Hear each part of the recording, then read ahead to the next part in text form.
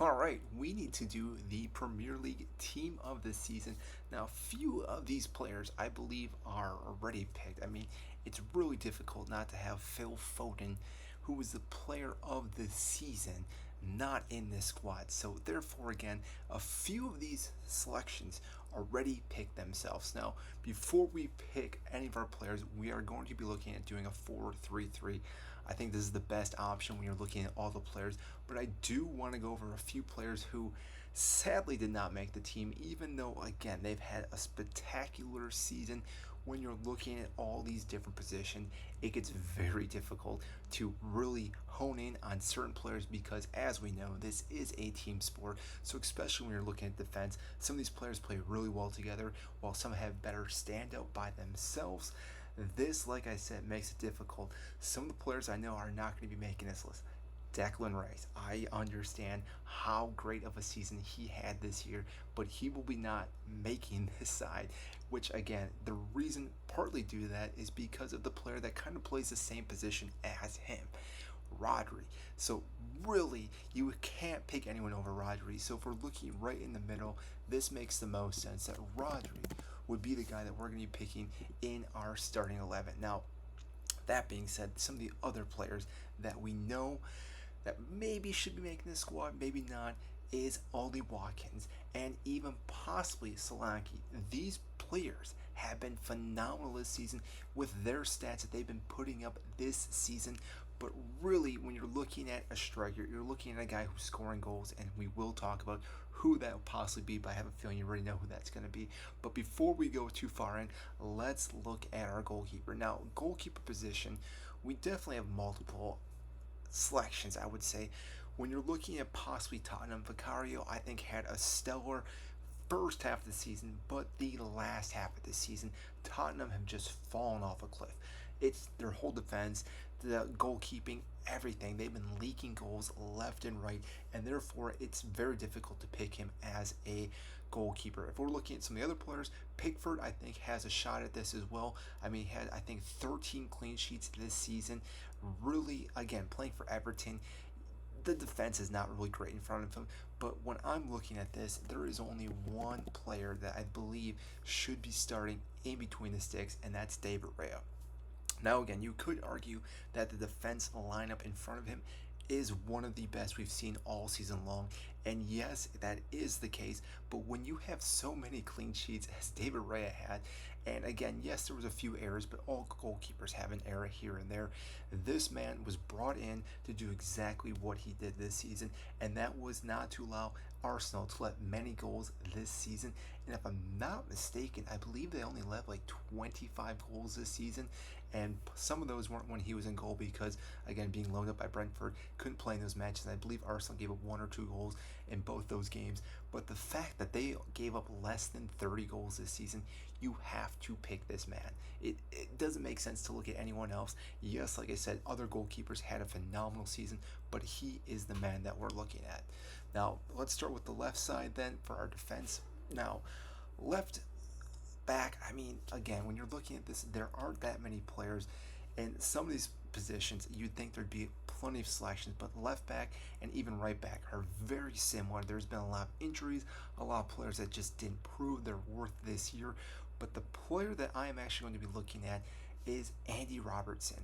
Now, I understand that you may think that Guardiola should be the guy being picked, but I think the problem is that we are thinking about the short term that we saw with Manchester City and how well he's done these last handful of months. If we look at the entire season, the beginning of the season for him was not very good. Whereas, yes, I understand Andy Robertson was out with an injury, but minus the injury, this man has been putting in a great shift each and every week for Liverpool. And up until about a month ago, Liverpool were in contention for the title, and he was partly due to that fact.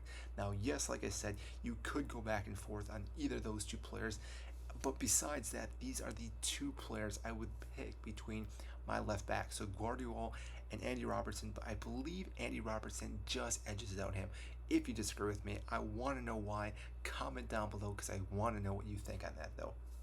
Now, looking at CBs, this, like I said, it gets very tricky because there are so many great CBs that play this season, but again, it's the pairing that makes them even better. In Arsenal, we are going to get to them.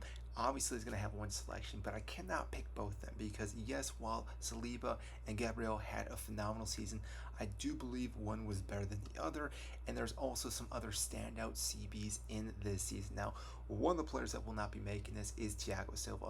I've seen some people putting him in there, but as great as he's been for Chelsea, Chelsea have been struggling, giving up so many goals, and if it wasn't for Thiago Silva, they would have been giving up a whole lot more goals. And again, has been great at this club, but is not going to be making it into the Premier League team of the season this year. Now, first one I'm going to pick, again, this may be controversial, and it's going back off Andy Robertson, but that is going to be Virgil van Dijk. When you look at this player, you just realize how great of a player is. Now I'm going to look at these stats here real quick. If I go to defense, Virgil van Dijk. Now again, you're looking at a few things here. They all look fairly similar to everyone else until you get to clearances. If we look at clearances, 141. The next closest man is 97 with Gabriel. 141. This man is a unit when it comes to defense. I don't care who you support. If you have Virgil van Dijk, you are not going to give up as many goals, and this man has done his job again this season. If it wasn't for all the other injuries that Liverpool had to deal with all the rotation, with all the other defenders, I think Liverpool would have had a good shot at winning the title this season, especially with their goalkeeper as well, Alisson being out for so many games as well.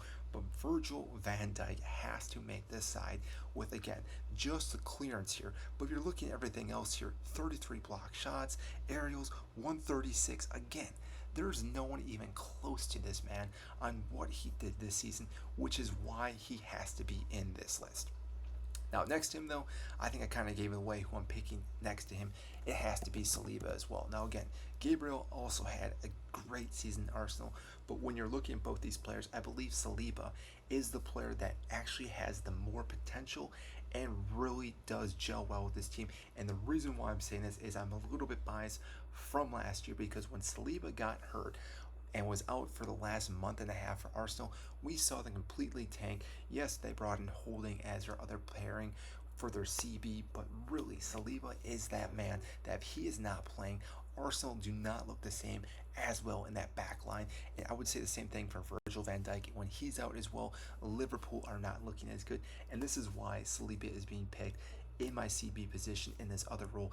Again, Gabriel should be a good shout. You could, again, argue for him over Saliba, but you're not going to put him over Virgil van Dijk. Let's, again, reiterate how great Virgil's been this season. So do not take him out of this side. Now, right back, again, I think this is one that really there are no other selections. And again, not to take anything away with what Ben White has done this season, because even if there were other selections, I still think Ben White is the clear choice. Yes, you could argue that Trent Alexander-Arnold had somewhat of a good season, but nothing close to Ben White. Reece James being out for pretty much the entire season, that knocks him out. Kieran Trippier, I do believe, had a good start to the season, but pretty much fell off a cliff after Christmas, and therefore, again, Ben White is the main guy to select here, and it is a shame that there is a falling out with him and Southgate, because if he goes to the Euros for 2024, he might be the best player to play for England. And again, this might be a shock to say this. I am not an Arsenal fan. I'm a Chelsea fan, obviously, and this hurts to say this, but this man has put in a solid shift, almost a 9 or a 10 out of 10 each and every game, and he is the reason why Arsenal have been so dominant on this right side. Anything coming down this side has been completely stopped because of Ben White. And that being said, him even going forward has been phenomenal as well. I can't remember exactly how many goals he had this season. Let's see here. If we look at the chart here, 4 goals, 4 assists. Not bad for right back. Now again, he's not known for the goals, the assists. He's known for his defending, which again, he did solid this season. So that makes up the back line. I think again, this is a fairly rock solid back line. And like we said, Rodri, do I really have to go into depth on this, why he's being selected? He is the best player. He should have won player of the season, but for some reason wasn't even nominated. I'm not going to get into that because again, this player just is pure class. No one is better than him, and we saw how Manchester City cannot play without him. They haven't lost a game when this man starts. Yes, you could say they lost Real Madrid and PKs, and sure, we'll go with that one. But minus that game, they have not lost a game with Rodri playing and starting. Just think about that. Let that sink in for a little bit, how good this player is. But again, this is why he's being selected. Now, out on the right side, again, there are so many players that I want to pick here, but really, there's one player we have to pick or has to be included in this, and that is his partner, and that is Phil Foden. Like I said, with Foden winning the player of the season, again, you have to pick him. There's no one else. He has to be in this team. If you do not add him, it's almost a slap in the face. With what he was able to do while Kevin De Bruyne was out, while there's other injuries to Manchester City, he was able to score some very important goals for Pep, for City, and keep them in the title race, and more likely than not, have them win their fourth Premier League title, which again, I don't want to see, but it is what it is, and therefore, again, we're going to go with that. Now, on the left side, we obviously have a few other selections here. Now, I've already told you that Rice isn't going to be that guy in that position. But when we look at this, there's one player that we are looking at, and that is his other teammate, and that is Odegaard. Again, what Odegaard has done at Arsenal, I think, has almost gone under the radar. I do not think he gets the credit that he deserves. And if it's not for Odegaard, he's playing all these precision passes, these balls to break the lines. He's seeing all these runs. He's making these runs. He's doing everything, orchestrating and commanding this midfield. If he's not there, I don't think Declan Rice does as well, which is why I'm picking Odegaard over Declan Rice. Because if, again, you take out Odegaard and you watch Declan Rice, yes, I still think he would do phenomenal at Arsenal. We see him do at West Ham, but because of Odegaard and what Odegaard offers, he just elevates everyone around him, and therefore, again, makes total sense why he's in this squad. Now, again, you may disagree, so I do want to know who you put in the midfield, but this, again, is where I'm selecting my players. Now the last three attacking players, I'm going back and forth on this. Now, there are plenty of players that should easily make this team, but again, when you're looking at all the stats, some of these players just have to edge out the other players. I think Mohamed Salah had a phenomenal season. I think Saka had a phenomenal season. Neither of those players are making. Jared Bowen as well. These guys all had great seasons, but again, when you're looking at certain players, what they offered for their club, and in this position, you have to look at some of these guys. And again, this is probably my biased opinion on this player because I do like him, but Anthony Gordon is the guy I'm selecting on this left wing. I think what he's done all season long at Newcastle, he has been very difficult to defend. He's a guy that just runs non-stop, and he's been part of the reason why Newcastle did not sink as low as they could have this season. Like I said, they came out shooting off a cannon this season, but with all the injuries they had to deal with, they really did again fall off a cliff. But Anthony Gordon throughout this season has been class, and he deserves credit to be in the team of the season. Now, like I said, you could go with some other players. This is a guy who I think, if I'm trying to build a fairly equal squad here, because if I wanted to, I could put Mohamed Salah on that side, even though we know he plays on the right side. But I'm trying to make this as balanced as possible, and I think with Gordon on this team, I think this whole side looks very good, and it's hard to beat. Now, on the right side, this one, again, I'm a little bit biased, but I shouldn't have to be biased with the stats that this man has put up, and that is the cold man, Cole Palmer. Again, with everything he's done this season, elevating Chelsea, scoring late goals. Yes, you can say he's a PK merchant, but really, if you want to talk about PKs, a goal is a goal. It doesn't matter where you score it. A tap in, a PK, a header from half field if you're David Beckham. A goal is a goal. They're not worth more, they're not worth less. Wherever you score them, they count.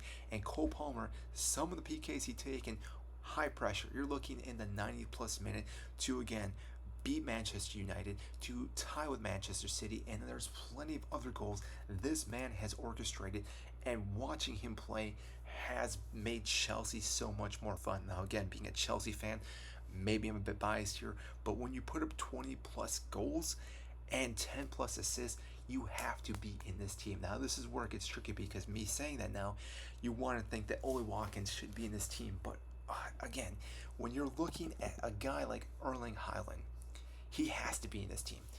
Yes, I understand. He doesn't have the best link of play with all the other players, but what does he have? 27 goals right now, if I'm not mistaken, and this is before the end of the season. Now, if we're looking at the goals, yeah, 27, 5 assists. And they obviously have one more game left to play. This video is being made before the final match day, which is tomorrow, or if you're watching this, is today. And so again, he may finish more than 27, and I would argue he could possibly score a hat trick tomorrow, putting him at 30 goals. So the fact is, this man had such an amazing season last year that anything he was probably going to do this season was going to seem or deemed a terrible season for this player, unless he went above and beyond that. But the fact, 27 goals, missed multiple games. I think he only played how many games this year?